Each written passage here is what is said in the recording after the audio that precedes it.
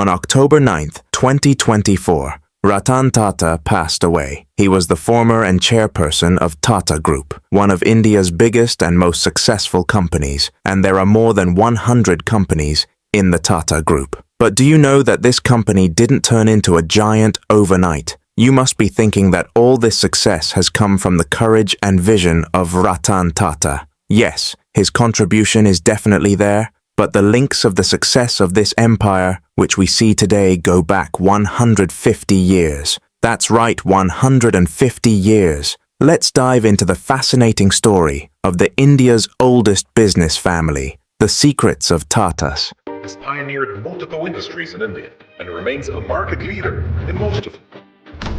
It was Tatas who introduced a number of firsts. The first 8-hour day, the first leave with pay. I would prefer to live with the knowledge I have of upholding the values that we have and that we've tried to uphold through these years, rather than say that I've grown at 3 times the rate that we have.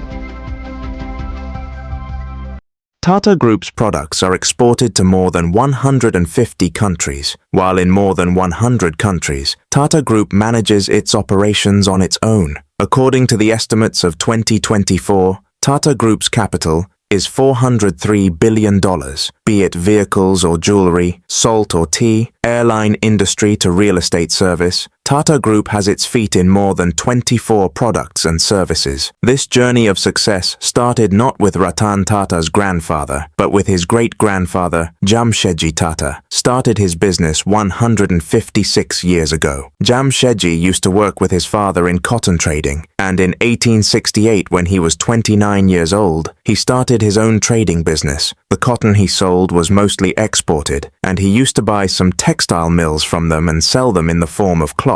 This way, Jamsetji got an idea that along with selling cotton, he should also set up a textile mill. But a lot of investment was needed to set up a mill, and it was quite risky to invest so much money in a new business. At that time, an oil mill in Chinchpokli was running in huge losses, and ultimately that bank collapsed. So he bought that oil mill at a low price and converted it into a cotton mill and started running it. That mill was named Alexandra. After 2 years, he sold the mill, which was running in loss at a profit, and started a new mill. After collecting so much money to set up a manufacturing plant, Bombay was the hub of the cotton market at that time, which was also called the Cottonopolis of India. Jamsetji himself belonged to Bombay, but despite this, he established his new cotton mill in Nagpur, 770 kilometers away from Bombay. This new mill was named Empress Mill. The people of Bombay taunted him for building a mill so far away from the cotton market. No one could understand why Jamsetji had established a mill in Nagpur when Bombay was the hub of the cotton market. But time proved that Jamsetji's decision was very good. Firstly, the raw material, that is cotton crops, were mostly grown near Nagpur, due to which there was no problem of supply of raw material. The second reason was the water supply. A lot of water is required during the process of making cotton into cloth, and Nagpur has many rivers and lakes, due to which there was no problem of water supply. The third reason was the availability of laborers, because the demand for laborers was high in cities like Bombay, and due to this,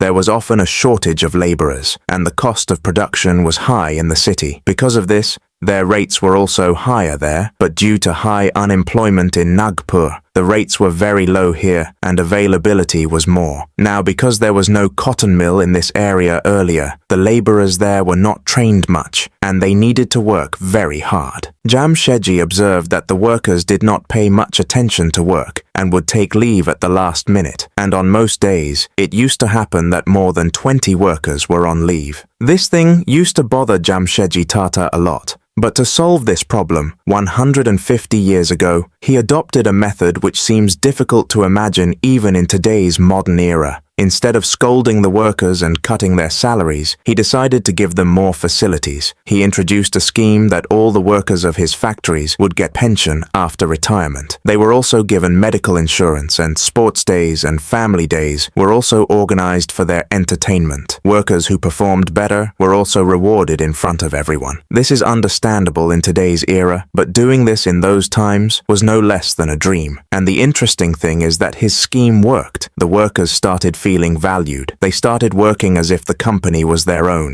Jamsetji believed that to make India strong, it is very important that everything should be manufactured in India. And with this mission, he kept trying. He started setting up more companies. At that time, silk was a very premium fabric. It was considered to be the best silk in the world, and the best silk was imported from France. French silkworms were known to produce the best silk in the world. Jamsetji went to France and brought the breed of French silkworm to India from there. But the problem was that these silkworms were capable of giving good production only in the climate of Europe. It was very difficult for them to survive in India. So he established a silk firm in Bangalore, where the climate was quite good for this special silkworm, but was not perfect. In the beginning, he had to face a lot of difficulties, as French silkworms often broke out in diseases. To fix these problems, the concept of farming silkworms in a controlled environment was also brought by Jamsetji Tata for the first time. Luckily, this experiment worked, and in this way, Jamsetji made India capable of making the best silk in the form of Tata silk. Today, India is one of the largest silk producers in the world, and all this has been possible because of those first experiments, innovations, and research. At that time, India was ruled by the British East India Company and the French East India Company. Jamsetji targeted the French East India Company and formed a company in Pondicherry in 1885, whose sole purpose was to introduce Indian textiles to the French colony. But this idea did not succeed due to low demand. Apart from cotton, he wanted to expand his network even more. He wanted that whatever things are used in India should be completely manufactured in India. He had a total of 4 dreams: manufacturing of iron and steel, hotels,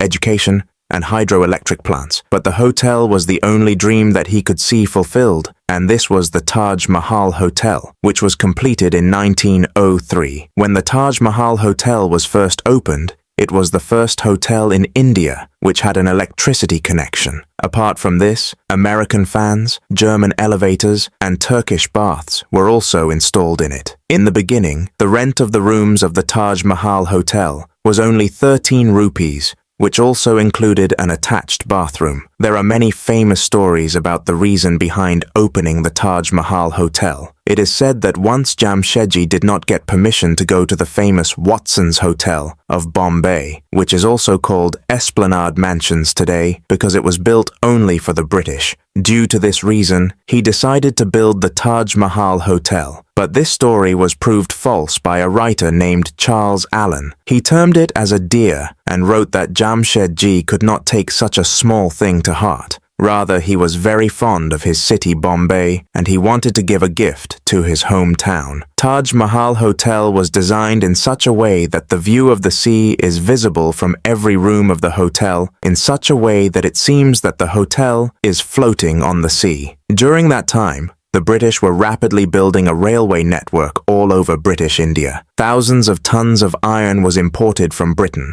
Jamsetji's dream was to manufacture steel in India itself. Due to this, he started looking for iron reserves to make steel all over India. This search continued for 17 years, and finally, iron reserves were found in Bengal. The steel plant was started in 1895, but unfortunately, Jamsetji was not destined to see steel being made. Jamsetji died in 1904, and his son, Dorabji Tata, had to come into the field to carry forward his unfinished mission. Carrying forward this mission, he worked in the Indian Army in 1907. In 1810, Iron and Steel Company was established, which is now known as Tata Steel. It was the first steel plant in Asia, and during World War I, the British fulfilled their demand for steel through this plant. Under the leadership of Dorabji Tata, Tata Group started growing rapidly. In 1910, India's first hydroelectric company was established by the name of Tata Power, where electricity started being generated with the help of natural waterfalls and artificial lakes, and electricity was supplied to many big industries from this power plant.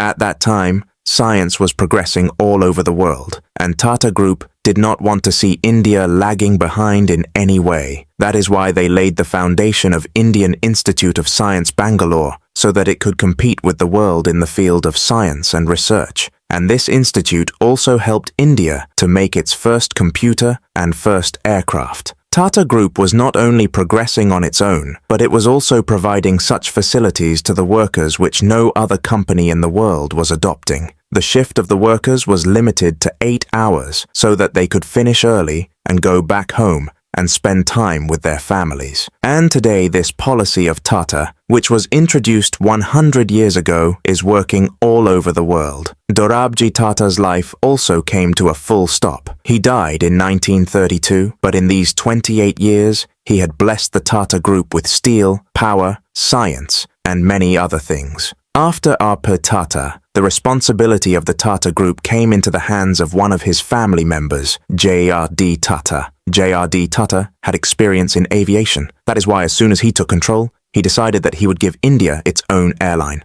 J.R.D. Tata laid the foundation of Tata Airlines, which was no less than a revolution. India had got its own airline, whose first flight was flown by J.R.D. Tata himself as a pilot. But after getting independence in 1947, the Indian government took control of many industries in India, which included Tata Airlines, and its name was changed to Air India. Now it was the turn of chemical industry. J.R.D. Tata realized that chemical industries are present in India, but they have to import most of the important chemicals from other countries to complete their work. Like caustic soda and soda ash were needed to make products like glass, soap, and surf. But these chemicals were not produced in India, they were imported from other countries. For this reason, a company named Tata Chemicals was opened in 1939, which produced all the chemicals for India. This company helped India to grow in fertilizer and other sectors. After that, once again J.R.D. Tata turned to transportation and started a company that made trucks and engines, which we know today as Tata Motors. Tata Motors makes many models of cars, trucks, and other vehicles. Tata is still a big name in India's motor industry, and vehicles are also sent from here to South Africa. After that, in 1960, when the world started moving towards computers and technology, Tata Group was also not left behind.